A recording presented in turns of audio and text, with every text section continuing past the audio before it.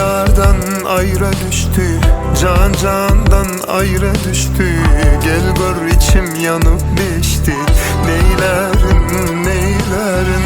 Kimler dünya geldi geçti, bu yürek vurur seni seçti. Sensiz dünyam renklaştı, neyleyin neyleyin. Yoluma güller düşerin, derdin olsa ben çekerim. Zehir versen ben içerim, ömrüm dönsen üçün geçerim. Men derdimi çekernedim, aşk şarabın içernedim. Zehir derle derman verin, yanımda kal gülsün yüzüm. Halımdan gel bir haber sonra, düşmanlar girmesinler ara.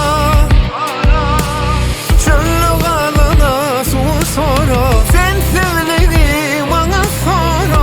Allah'ım bizi göz dillerden koru. Halimden gel bir haber sonra,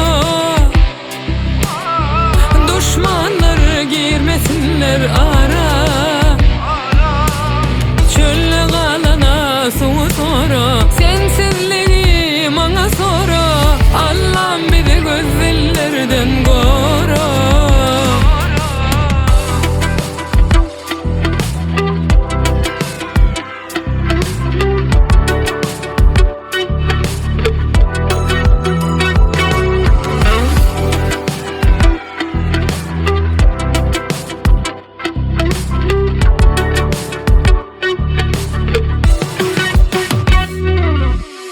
Yoluma güller düşerin, derdin olsa ben çekerim. Zehir versen ben içerim, ömrüm dönsen üçün geçerim. Men derdimi çekernedim, aşk şarabın içernedim.